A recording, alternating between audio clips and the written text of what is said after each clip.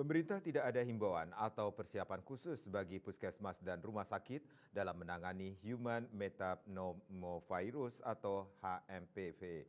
Menteri Kesehatan Menkes Budi Gunadi Sadikin hanya meminta hal itu dilaporkan apabila terdeteksi.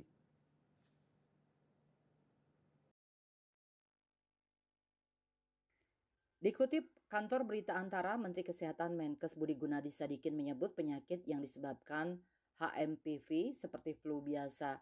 Jika muncul kasus, pihaknya meminta untuk dilaporkan. Dia menjelaskan HMPV sudah ditemukan di dunia sejak lama, yakni sejak 2001 dan tingkat fatalitasnya sangat rendah sehingga sulit ditemukan. Menkes menilai proses penyembuhannya pun sama dengan flu biasa. Fatality rate-nya rendah sekali, jauh di bawah COVID. Hal itu terbukti semua yang terinfeksi HMPV sudah sembuh semua. Karena HMPV adalah virus lama, maka tubuh tahu cara menghadapinya, berbeda dengan COVID-19 yang merupakan hal baru sehingga sulit direspon oleh tubuh.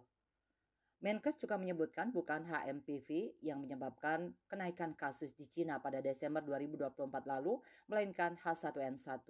Khusus untuk Tiongkok, kenaikan di bulan Desember 2024 sebenarnya lebih rendah dari 2023. Sebelumnya, Pengurus Besar Ikatan Dokter Indonesia (PBID) mengatakan di Jakarta bahwa senada dengan Kementerian Kesehatan Kemenkes, pihaknya menyebutkan gejala penyakit akibat HMPV mirip flu biasa sehingga tidak perlu panik namun tetap perlu waspada. Bali Post melaporkan.